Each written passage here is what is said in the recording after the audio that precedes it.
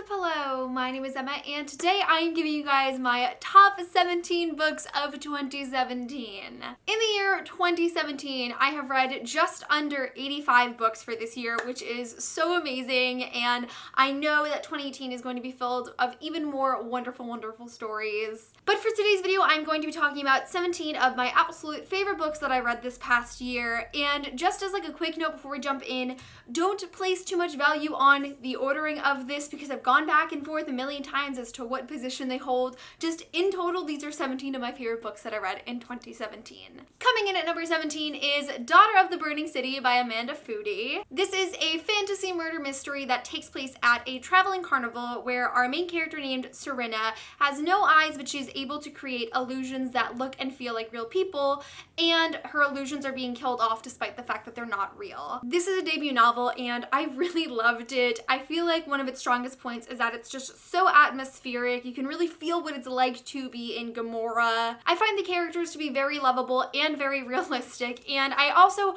really loved the murder mystery aspect of this novel because I just could not tell who the killer was, why they were committing these murders, and how. It's so intriguing and fun and lighthearted, but also very dark, and there's just a balance in this book that is made so well that I couldn't help but absolutely love it. Coming in at number 16 is Eliza and Her Monsters by Francesca Zappia, which is all about a girl named Eliza who lives this online life as one of the internet's most famous webcomic designers, but she is totally anonymous, and this boy named Wallace turns up at her school and happens to be a huge fan of her series. I loved Eliza and Her Monsters. I know it is so many of you guys' favorite book of the year.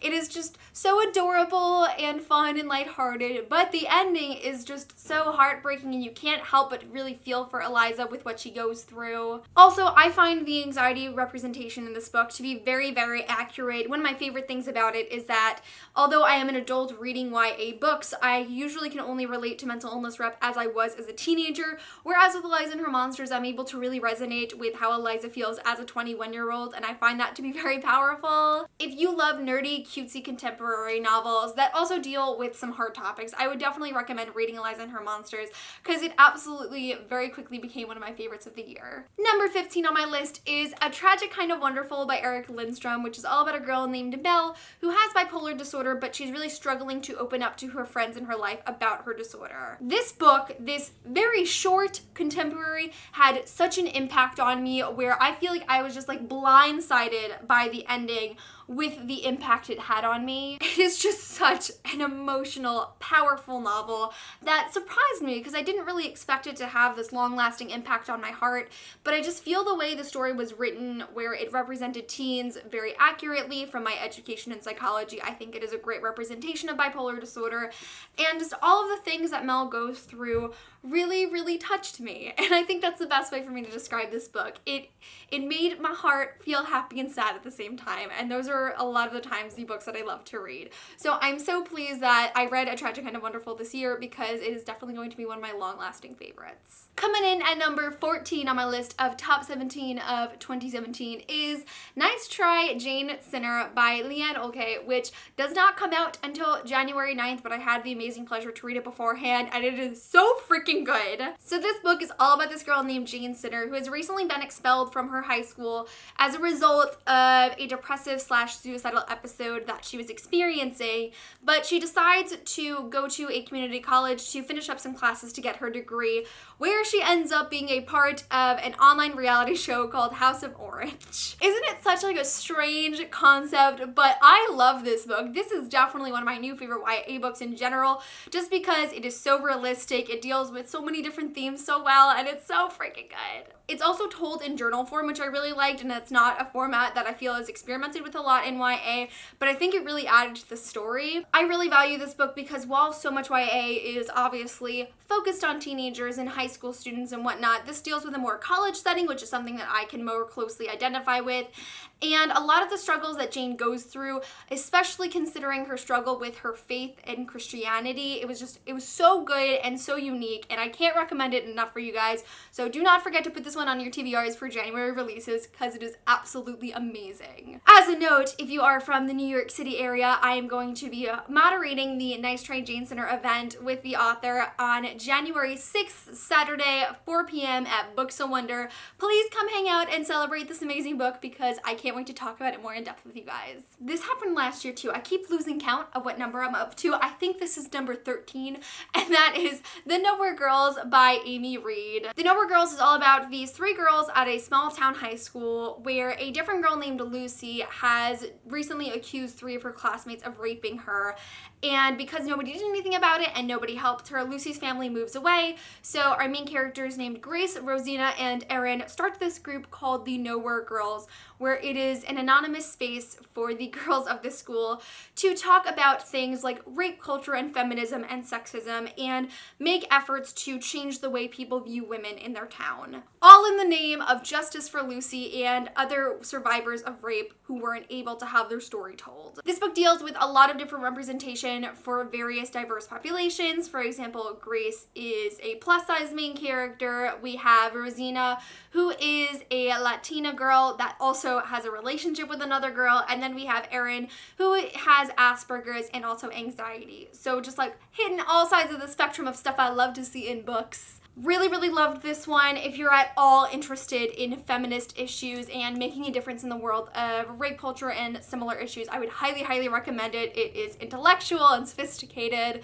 and just everything I could have possibly wanted to read as a teen girl that I'm so glad I got the opportunity to read as an adult. Number 12, I think, is The Gentleman's Guide to Vice and Virtue by Mackenzie Lee. This book takes place in like the 1700s where our main character named Monty is about to embark on a grand tour of Europe with his best friend named Percy, whom he is also in love with.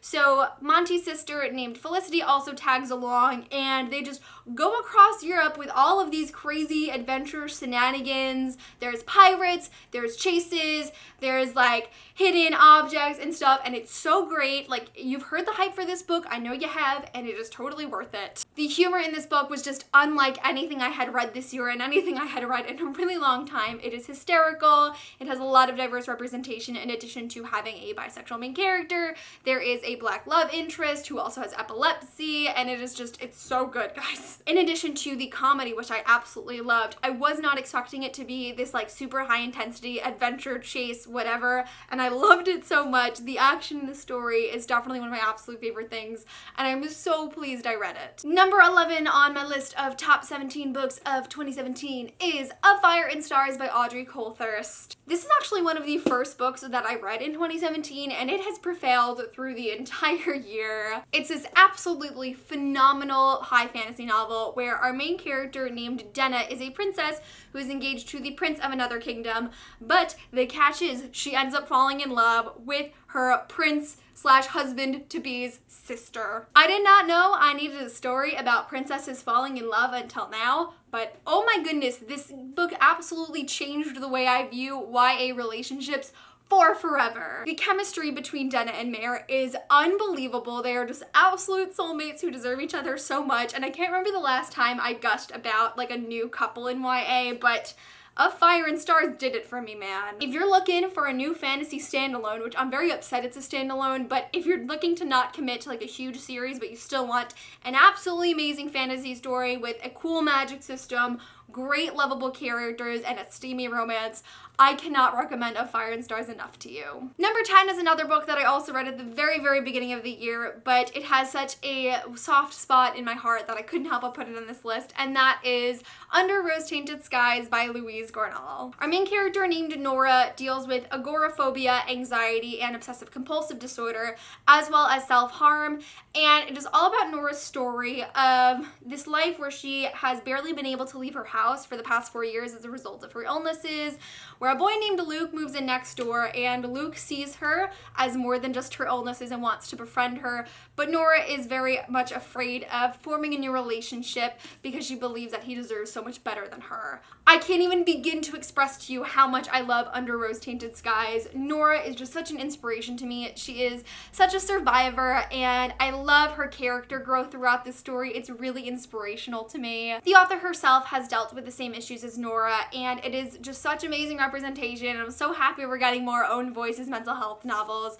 But Under Rose-Tinted Skies definitely left an impact on my heart, and I know it is going to be one of my absolute favorites for a very, very long time. Number 9 on this list is The Hate U Give by Angie Thomas, which I actually read twice this year. The Hate U Give follows a teen named Star, who is the anonymous witness to the murder of her best friend Khalil by a police officer while Khalil was unarmed. It is a very enlightening story. I don't think you can walk away from reading The Hate U Give as the same person that you were, whether it be that you really identify with Star's story or you learned something from it, or you just enjoyed it, because it is such a fun book. Although it deals with some very strong themes, Star is super funny. Her family dynamic is beautiful and one of my absolute favorites in YA in general, and there's just so much to love about it. If you haven't read The Hate U Give yet, you have been missing out, and you better mark it on your TBRs for 2018. What are we up to? 8? I don't even know anymore, but whatever the next number is, it is They Both Die at the End by Adam Silvera. Y'all knew this one was coming.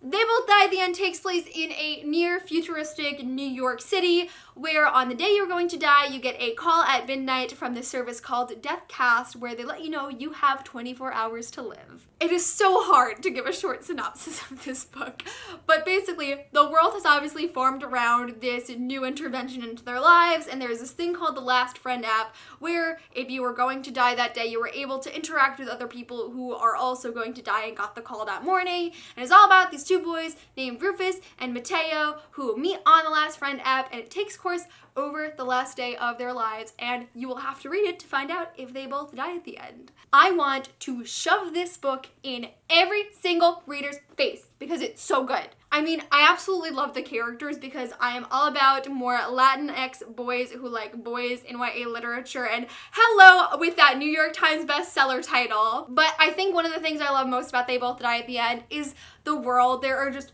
endless possibilities for stories that Adam can write within the They Both Die at the End world, and I want to know more about it. I don't think I've ever been more intrigued with a not super high fantasy world, but one that's like this. It's very interesting and I loved it so much. So I don't know if this is 7 and 8 or if this is 6 and 7, whatever. I have 2 books from the same series, and now I don't normally do this. I normally if I read multiple books in a series in a year, I will put them together as one spot, but I struggled so hard to pick exactly number 17 that I put these 2 together as individual slots and moved everything up. If you did not know, picking 17 books that you want to talk about as your favorites of the year is very difficult. But the 2 books I chose are Lair of Dreams and Before the Devil Breaks You by Libba Bray, books 2 and 3 in the Diviner series. I'm only gonna hold up Before the Devil Breaks You because these books are really heavy. Talking about the Diviners is really easy because I have nothing bad about it to say. It is one of the most amazing YA series of all time, and my voice just cracked. I love talking about the Diviner series, and the only person I can really do that with is Sarah from Sarah Without an H, so please read the Diviners. If you haven't heard of the Diviners, it takes place in 1920s New York City, where there are ghosts and people have special abilities and they're all entirely different. You have really amazing, well-rounded, fantastic characters. We have a black main character, we have a gay main character, we have a half Chinese, half Irish, asexual main character who's interested in women, who is also disabled. You also have a Jewish main character, and all of these characters are one of the best YA gangs I've ever read. I love the Diviners so much. So well written, so exciting, amazing, fantastic, wonderful. You have to read it. Oh my god, how are we only down to 4? But number 4 on my list of top 17 of 2017 is What I Lost by Alexandra Ballard. It's all about this girl named Elizabeth who has anorexia and has recently entered an inpatient treatment center for her eating disorder. As someone who's been battling anorexia for the last 10 years, I love this book with all of my heart. It is my favorite book with eating disorder representation of all time, probably my favorite mental health book of all time.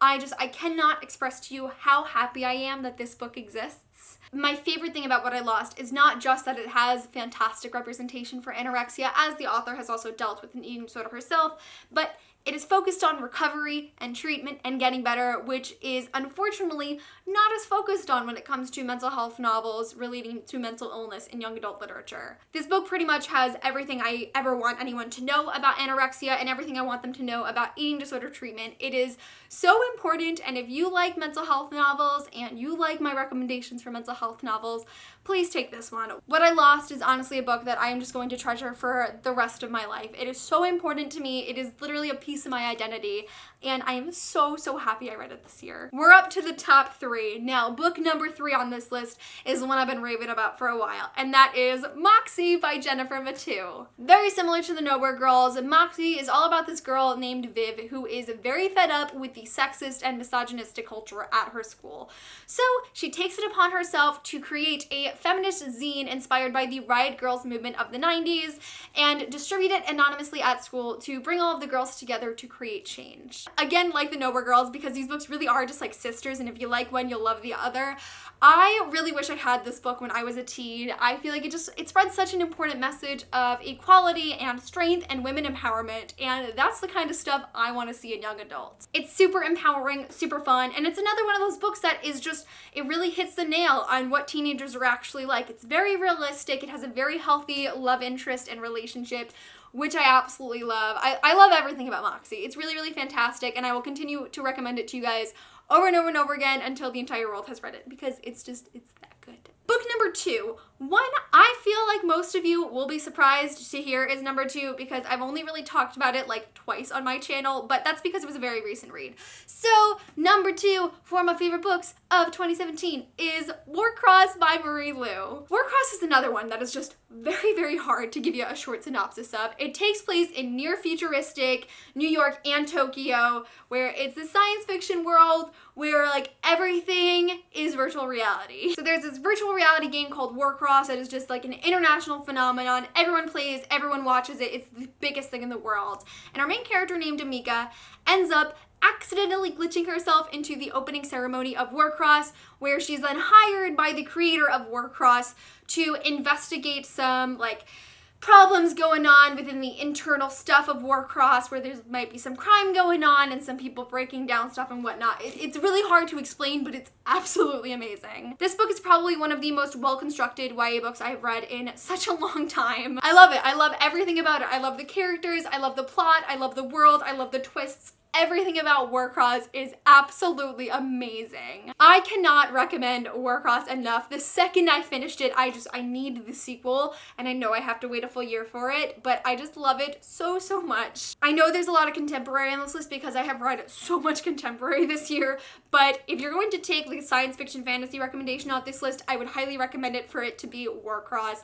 It is groundbreaking in my opinion. I loved it so much, and I cannot wait for the sequel. And finally, we get to my absolute favorite number 1 book of 2017, and I know I said like all of the order doesn't really matter. This one is absolutely number 1, and I don't know why I keep it for last, because you all knew what it was gonna be before I even started this video. It is, of course, Lord of Shadows by Cassandra Clare, book 2 in the Dark Artifice series. I am blown away by Lord of Shadows. I am deceased, I am dead. This is my ghost speaking, because this book wrecked me. It takes the Shadowhunter world to new heights that we never could have expected from the beginning of it 10 years ago.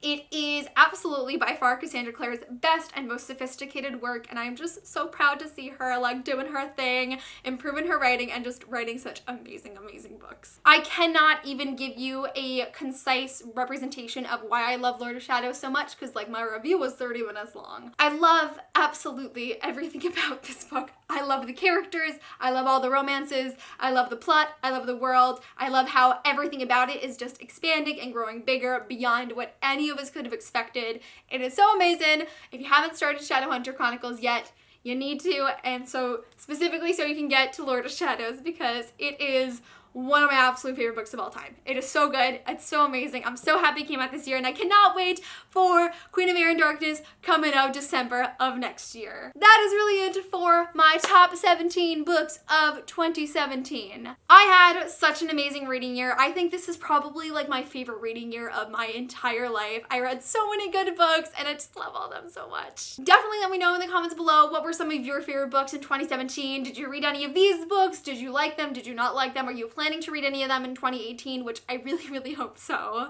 But that is it for this video. Thank you guys so much for watching, and I'll see you soon for a new one. Bye!